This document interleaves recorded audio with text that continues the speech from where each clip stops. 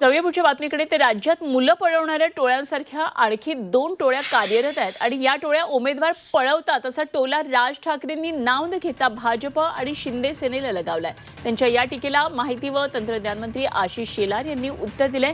मनसेचे नगरसेवक पळवणाऱ्यांशी राज ठाकरेंनी युती कशी केली याचं उत्तर आधी द्यावं असा त्यांनी राज ठाकरेंना प्रश्न केलाय.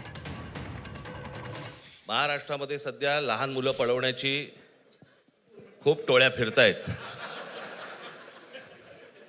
त्याच्यामध्ये 2 टोळ्या अजून जास्ती ऍड झालेल्या आहेत. ते राजकीय पक्षांमधली मुलं पळवतात. दुसऱ्या भावाला फसवायचंय का अजूनही वादविवाद आहेत? उत्तर द्या.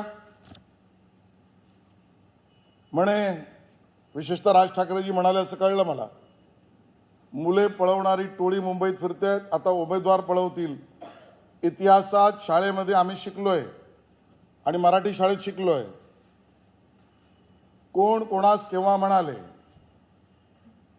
मग राज ठाकरेजी उत्तर द्या. तुम्ही जेव्हा पळवा पळवीचा प्रश्न उपस्थित करताय त्यावेळेला बाजूला बसलेल्या उद्धवजींना विचारा ना, माझे नगरसेवक कसे पळवले.